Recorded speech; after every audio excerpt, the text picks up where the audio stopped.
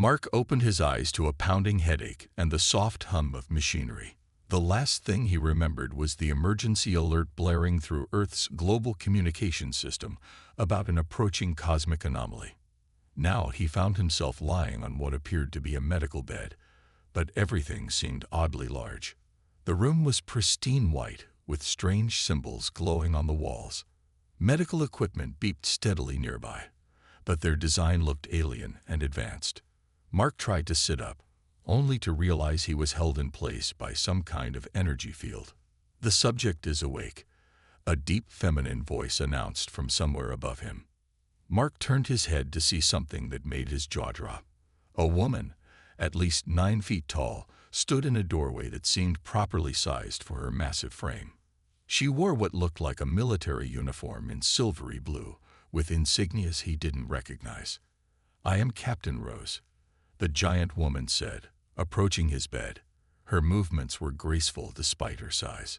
"You're safe now, but we need to keep you stabilized until we complete our medical checks." Mark found his voice, though it came out raspy. "Where am I? What happened to Earth?" The captain's expression softened with sympathy. "Your planet was caught in a temporal rift. Our long-range sensors detected the anomaly, but by the time our ships arrived..." She paused, choosing her words carefully. "We could only save one emergency pod. Yours." The words hit Mark like a physical blow. Earth was gone. Everyone he knew, everything he'd ever known, just gone. He closed his eyes, fighting back tears. "I understand this is difficult," Captain Rose continued. "But right now, you need to focus on recovery. You've been in stasis for 3 months while we searched for a suitable medical facility that could treat you." 3 months. Mark's eyes snapped open. "And why do you all seem so tall?" A new voice joined the conversation as another giant woman entered the room. This one wore what appeared to be a medical uniform. "We didn't seem tall to you. You seemed short to us," she said with a gentle smile. "I'm Dr. Ann, Chief Medical Officer of Station Hope." Over the next hour, they explained his situation. He was on a space station orbiting a colony world called New Dawn. The inhabitants were all female, descendants of a group of human colonists who had left Earth centuries ago. Their advanced genetic engineering had allowed them to adapt to their new world, resulting in their increased size. But there was something they weren't telling him. Mark could see it in the way they exchanged glances, in their careful choice of words. "There's more, isn't there?" he asked finally. Captain Rose nodded slowly. "Our civilization is dying. The same genetic modifications that helped us adapt to this world had unexpected consequences. We haven't had a male birth in 3 generations. Our artificial reproduction methods are failing. Without new genetic material, our species will be extinct within a century." "And now you found me," Mark said, beginning to understand the significance of his survival. "Yes," Dr. Ann confirmed. "Initial tests show your DNA is remarkably pure, unmodified by the genetic engineering that doomed us. You could be the key to our survival." Mark lay back, trying to process everything. He was the last survivor of Earth, rescued by a civilization of giant women who needed his help to survive. It seemed like something out of a strange dream. The energy field holding him suddenly disappeared. Captain Rose stepped forward, offering her hand. "Can you stand? There's much we need to show you." Mark took her hand, noting how his own looked tiny in comparison. As he got to his feet, still unsteady, he realized his life had changed forever. He was no longer just Mark, the ordinary guy from Earth. He had become humanity's last representative, and possibly the savior of an entire civilization. "Show me everything," he said. The 2 giant women smiled, and Mark followed them out of the medical bay, into a world that would become his new home, for better or worse. Mark walked beside Captain Rose through the massive corridors of Station Hope, feeling like a child in a world built for giants. Everything was scaled for the 9-foot-tall women. Doorways, chairs, tables, even the handrails along the walls were too high for him to reach comfortably. "Our people left Earth 500 years ago," Captain Rose explained as they entered what appeared to be a museum. Holograms showed the history of their civilization. We were part of the first wave of space colonists, before the development of faster-than-light travel. Dr. Ann gestured to a display showing their original colony ships. The journey took 100 years. The colonists slept in cryopods while the ship's eye guided us to New Dawn. But the planet's harsh environment required extreme measures for survival. The next hologram showed scientists working in laboratories. Our ancestors modified their genes to adapt, Dr. Ann continued. They made themselves stronger, taller, more resistant to radiation. It worked perfectly. For a while. Mark noticed how the images change, showing fewer and fewer men in each generation until they disappeared completely. What went wrong? The modifications had an unexpected effect on the Y chromosome, Dr. Ann said sadly. Each generation, fewer males were born. Now we haven't seen a male birth in over 60 years. They moved to a large window overlooking the planet below. New Dawn was beautiful, with purple oceans and green-gold continents. Massive cities could be seen even from orbit, glittering like jewels. We have everything else, Captain Rose said. Advanced technology, clean energy, enough food and resources for millions. But none of that matters if we can't have children. Our youngest generation might be our last. A group of crew members passed by, all of them stopping to stare at Mark with mixture of hope and curiosity. He noticed how they whispered among themselves after passing. Your arrival has caused quite a stir, Captain Rose said with a small smile. You're the first male many of our younger citizens have ever seen in person. They entered a large meeting room where several other giant women in formal uniforms waited. Mark recognized their respect for Captain Rose by how they stood when she entered. This is the Station Council, Captain Rose introduced them. They represent our major cities and research centers. One of the council members, wearing a green uniform, stepped forward. I'm Chief Linda of Agricultural Sciences. We've prepared living quarters for you, Mark. We want you to be comfortable here. Comfortable? Mark asked. Everything's too big for me. We've modified a suite to human standard size, another council member said. We still had the original specifications in our database. Dr. Ann touched a wall panel, bringing up a complex genetic diagram. We've spent decades trying to fix our genetic problem. But we need unmodified human DNA, like yours, to have any chance of success. Mark looked at the faces around him. These women had built an amazing civilization, but now they faced extinction. They were asking for his help, but he could see they were trying not to pressure him. I want to help, he said finally, but I need to understand everything first. Your world, your people, your culture, all of it. The relief in the room was visible. Captain Rose nodded approvingly. We'll assign Lieutenant Beth as your guide. She's young but knows our history well. She can show you our cities, explain our ways. As if on cue, a younger giant woman in a blue uniform entered the room. Lieutenant Beth smiled warmly at Mark. I'd be honored to help you learn about our world. There's so much to show you, Beth said eagerly. Our gardens, libraries, the science centers. Where would you like to start? Mark looked around at these powerful, advanced women who now depended on him for their future. It was overwhelming, but also inspiring. They had survived so much, achieved so much, and now fate had brought them together. Show me everything, he said. If I'm going to help save your people, I need to become part of your world.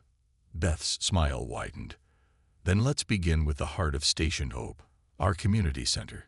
It's where our people gather to share stories of Earth, the home we left behind. After a week on Station Hope, Mark sat in Dr. Ann's laboratory as she explained her latest findings.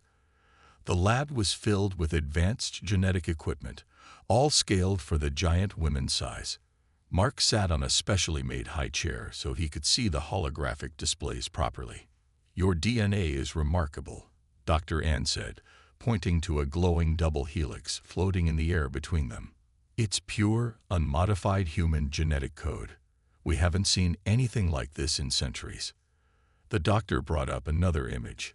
this one showing the modified DNA of her people. See these changes here. Our ancestors made these modifications to survive on New Dawn. They never realized the price we would pay. Mark leaned forward, genuinely interested. Can you explain it in simple terms? Think of it like a puzzle, Dr. Ann said. Our modified genes are like puzzle pieces that have been forced to fit together. They worked for a while, but now they're breaking apart.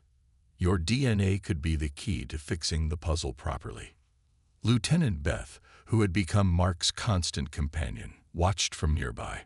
How long would it take to create a solution? She asked. Dr. Ann's expression grew serious.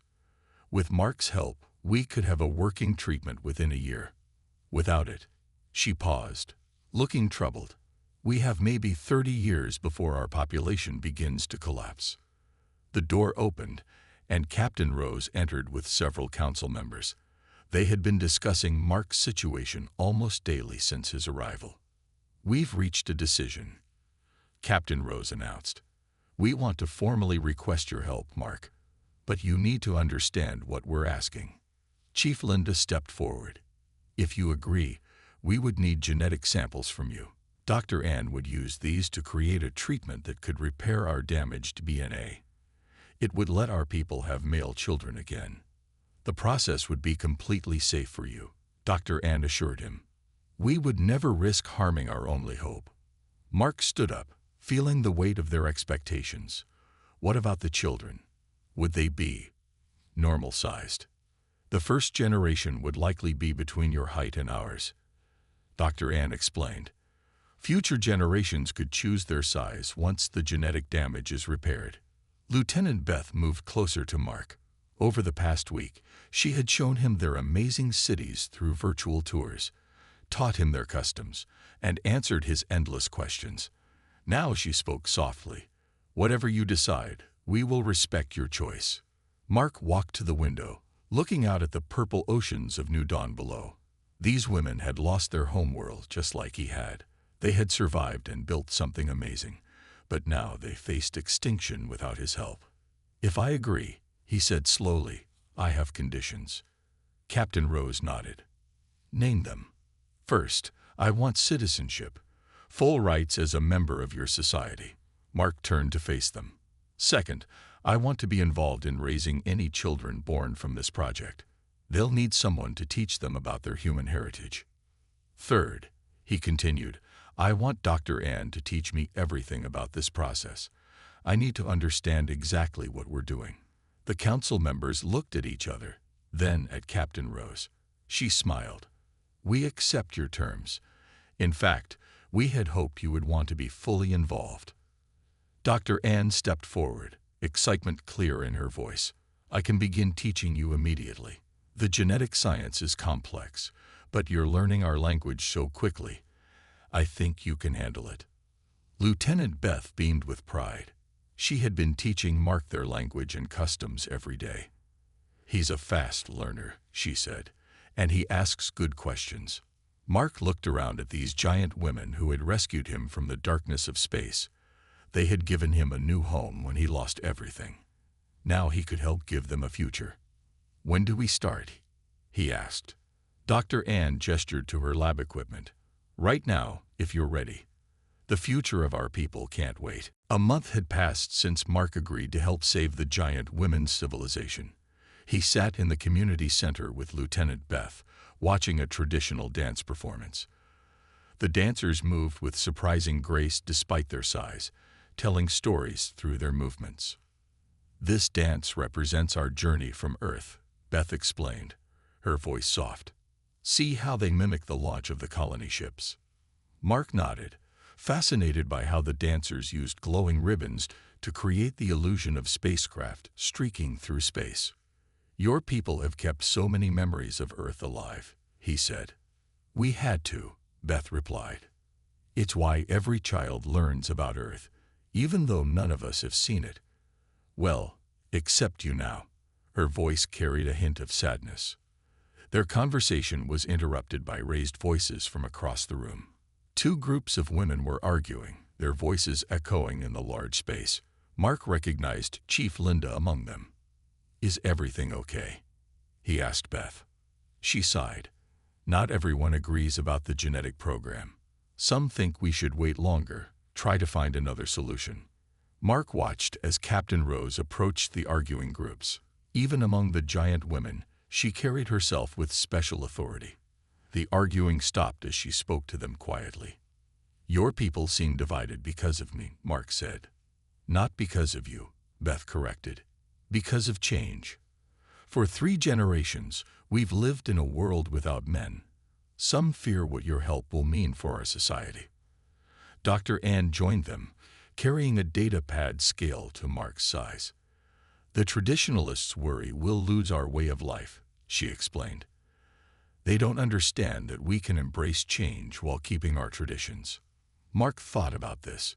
"In the old Earth stories I've read, your people were once like mine, men and women living together. What changed besides the size?" Beth's eyes lit up. She loved sharing her knowledge of their history. "When the men began disappearing, our society had to adapt. Women took on all roles.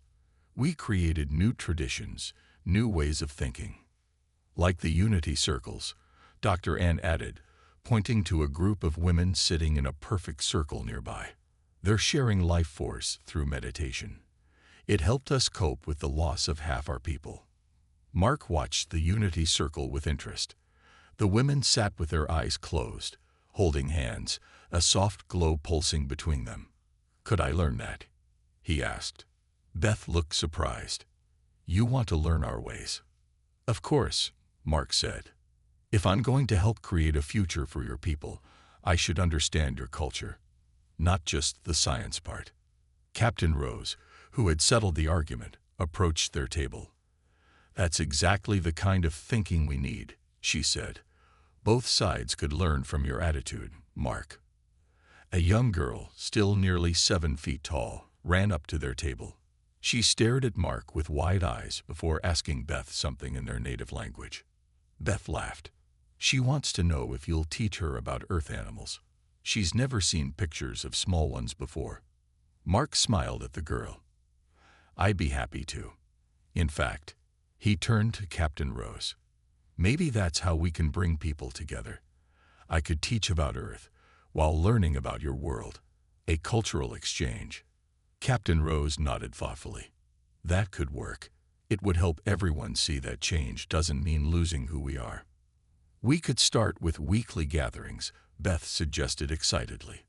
"Share stories, teach traditions, answer questions." Dr. Ann checked her data pad. "The genetic treatments won't be ready for testing for another 2 months. This would be a good use of that time." The little girl tugged at Mark's sleeve, asking another question in her language. "She wants to know if Earth really had animals smaller than her hand," Beth translated, smiling. Mark grinned. "Wait until I tell her about hamsters." The tension in the room had faded. Even the women who had been arguing were now listening with interest. Perhaps, Mark thought, the future didn't have to be about choosing between the old way and the new. Maybe it could be about building something better together. 3 months into his stay on Station Hope, Mark stood before the full council. The massive chamber was packed with representatives from every city on New Dawn. Dr. Ann had just finished presenting the final results of their genetic research. "The tests are complete," Dr. Ann announced, her voice echoing in the chamber. "Mark's DNA is not just compatible. It's perfect for what we need. The treatments we developed could save our species." Captain Rose stood from her chair at the center of the council. "Mark, you've lived among us, learned our ways, and shared your knowledge. Now we must ask for your final decision." Mark looked around the room. He saw many familiar faces. Lieutenant Beth stood near the back, giving him an encouraging smile. The little girl who loved Earth animal stories sat with her mother, waving excitedly when she caught his eye. "Before I decide," Mark said, his voice strong despite his nervousness, "I want to share what I've learned these past months." He stepped forward, and the room fell silent. "When I first arrived, I saw you as giants, different and strange.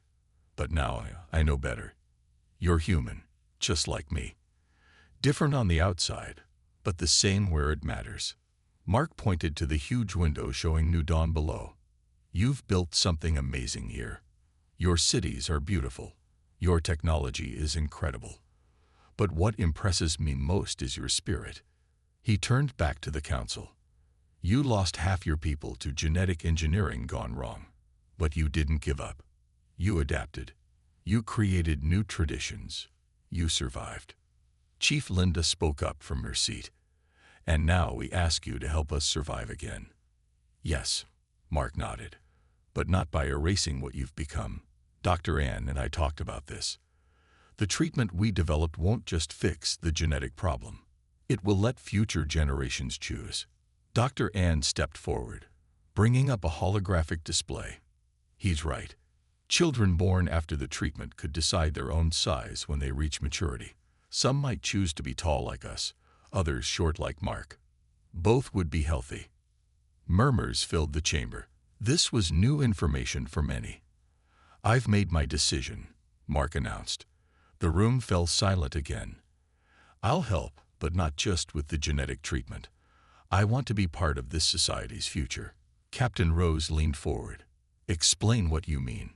Your people preserve Earth's memory through stories and dance. Let me add to that knowledge. Let me teach your children about their heritage. Both parts of it. Let me help build a bridge between what humanity was and what it can become. Lieutenant Beth moved forward. Mark has already started doing this. You've seen how he teaches the children, how he learns our ways while sharing his own. The council members looked at each other. Captain Rose stood again. We need to vote on Mark's offer and his conditions. All in favor. Hands raised across the chamber. Not just council members, but observers too. Even those who had opposed the changes were raising their hands. It's unanimous, Captain Rose announced with a smile. Welcome, officially, to our civilization, Mark. The chamber erupted in cheers. The little girl broke away from her mother and ran to Mark, hugging him around his waist, the highest she could reach. Dr. Ann approached with a datapad. We can begin the first treatments tomorrow. Within a year, we should see the first successful births. Mark picked up the little girl, who giggled at being lifted by someone smaller than her. Then we have work to do. These children will be born into a changing world. We need to make sure it's ready for them. Lieutenant Beth joined them. We'll help you. All of us. Mark looked around the chamber one last time. These giant women had rescued him from the darkness of space, given him a new home when he lost everything. Now he would help give them a future, not just through his DNA, but through his commitment to their people. Then let's begin, he said. We have a new chapter of human history to write. 1 year had passed since the genetic treatments began. Mark stood in the hospital's nurse reviewing area, looking through a large window at something that hadn't been seen on New Dawn in generations. Baby boys sleeping peacefully beside baby girls in their oversized cribs. 6 boys and 7 girls, Dr. Ann said proudly, standing beside him. All of them healthy, all of them perfect. The babies were larger than Earth newborns, but smaller than what the giant women usually had. They represented the first success of the genetic program. And more were on the way. Lieutenant Beth, now head of the Cultural Integration Department, approached with a datapad. The education programs are ready, she said. We've combined Earth traditions with our own, just like you suggested. Mark nodded, watching as a nurse carefully lifted one of the babies. Her movements were gentle despite her massive size. How are the mothers adapting? Wonderfully, Dr. Ann replied. The Unity Circles have helped them connect with the babies, even though they're smaller, and your parenting classes have been very popular. The door opened, and Captain Rose entered. She had become the project's strongest supporter over the past year. The council wants to know if you're ready for tomorrow's ceremony, she said to Mark. Tomorrow would mark the official presentation of the first new generation to their society. It was a huge event, combining traditional ceremonies with new elements Mark had helped design. Everything's ready, Beth answered for him. The Unity Circle is prepared. The Earth Stories are chosen. Even the dance groups have learned the new movements Mark taught them.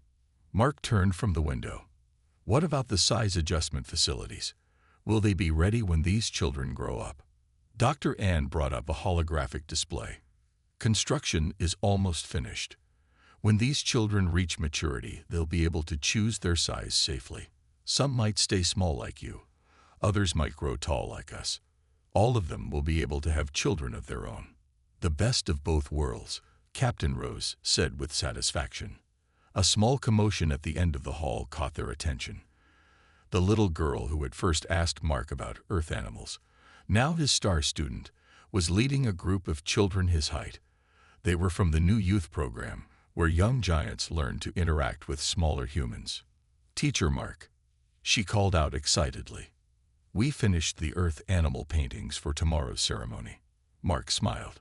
The children had spent weeks creating artwork showing Earth's creatures, which would be displayed during the ceremony.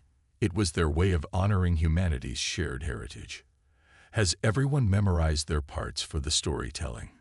he asked them. The children nodded enthusiastically. They would be helping him tell tales from both Earth and New Dawn during the ceremony, showing how the two cultures could blend together. "The parents of the new babies wanted you to have this," Captain Rose said, handing Mark a data crystal. "It's a recording of their thank you messages." Mark took the crystal carefully. Over the past year, he had worked closely with each parent, helping them understand what to expect with their smaller babies. The relationships he had built went far beyond just being the genetic donor. "We've come so far," Beth said softly, looking at the babies again. "Remember when some people thought this would destroy our culture? Instead, it made it stronger," Dr. Ann added. "We're not just surviving now. We're growing." Mark watched as more nurses came to care for the babies. The sight of the giant women being so gentle with the smaller infants perfectly symbolized their new society, one where differences in size didn't matter anymore. "Tomorrow's ceremony isn't just about these babies," he said. "It's about showing everyone what humanity can be when we embrace change instead of fearing it." Captain Rose placed her large hand gently on his shoulder. And it all started because one small human was brave enough to help some giant women. Mark smiled. "No," he corrected her. "It started because you were brave enough to rescue one lost human and make him part of your family." Outside the window, the purple oceans of New Dawn reflected the setting sun, promising another beautiful day tomorrow for their historic ceremony. 5 years had passed since the first new generation was born on New Dawn. Mark stood on the observation deck of Station Hope, watching children of various sizes play in the garden below. Some were as tall as the giant women, others closer to his height, and many somewhere in between. "Teacher Mark," called a familiar voice. His first student, now a teenager, approached with a group of mixed-height children. "We're ready for today's Earth history lesson." Mark smiled. These teaching sessions had become a favorite tradition on the station. "Today we're learning about Earth's oceans," he announced to the eager faces. Lieutenant Beth, now his wife, joined them. Their marriage 3 years ago had been a celebration across all of New Dawn, marking another step in their society's evolution. She carried their 2-year-old daughter, who had chosen to grow to middle height. Taller than Mark, but shorter than Beth. "Don't forget to tell them about the whales," Beth reminded him with a smile. Dr. Ann hurried into the room, excitement clear on her face. "Mark, the latest numbers are in." She held up her data pad. Over 500 successful births this year alone. The genetic crisis is officially over. Captain Rose entered behind her, now wearing the uniform of High Council leader. "And that's not all," she added. "The size adjustment program is working perfectly. Every child who's reached maturity has been able to choose their size safely." Mark looked around at what they had built together. The observation deck had become a learning center, its walls covered with artwork showing both Earth animals and New Dawn's creatures. Children of all sizes studied together, played together, shared stories and dreams. "Remember the day we found you?" Captain Rose asked, watching the children play. "One small escape pod in the vastness of space." Mark nodded. "I thought I was the last human from Earth. Instead, I found a new branch of humanity that needed my help. You gave us more than just genetic salvation, Dr. Ann said. You helped us build a society where size doesn't matter anymore. Below in the garden, a group of children was performing one of the new dances Mark had helped create. It combined the traditional movements of the giant women with Earth-style dancing, creating something entirely new. Look, Beth pointed to their daughter, who was trying to copy the dancer's movements. She has your grace and my height. A young boy, tall like the original colonists, approached Mark with a question. Teacher, is it true you're writing a book about Earth? Yes, Mark replied. But it's not just about Earth. It's about how humanity can adapt and grow. It's about your story. All of our stories. Captain Rose gestured to the window showing New Dawn below. The planet's cities had changed, now featuring buildings of various sizes to accommodate their diverse population. Your book will tell future generations how close we came to extinction, and how love and understanding saved us, and how one small human changed everything, Beth added, squeezing his hand. Dr. Ann checked her datapad again. The genetic diversity is stable now. Future generations will always have the choice. They can be tall, short, or anywhere in between. All of them healthy, all of them able to have children of their own. Mark watched as more children gathered for his lesson. They sat in a circle, the traditional unity circle position, but now it included people of all sizes. Some of the older students were helping the younger ones get comfortable. So, he said to his students, who wants to hear about the blue whales of Earth? Hands of all sizes shot up eagerly. As Mark began his lesson, he realized that this was his true legacy. Not just the genetic solution that saved their civilization, but this new society they had built together. A place where differences were celebrated, where humanity's past and future merged into something beautiful. The purple oceans of New Dawn sparkled below, and somewhere out there, Earth's memory lived on in the stories they shared, in the dances they danced, and in the hearts of children who would carry humanity's legacy to the stars. In Earth's oceans, Mark began, there once lived the largest creatures ever known. The children leaned forward, their eyes wide with wonder, ready to learn about their shared heritage and the endless possibilities that lay ahead.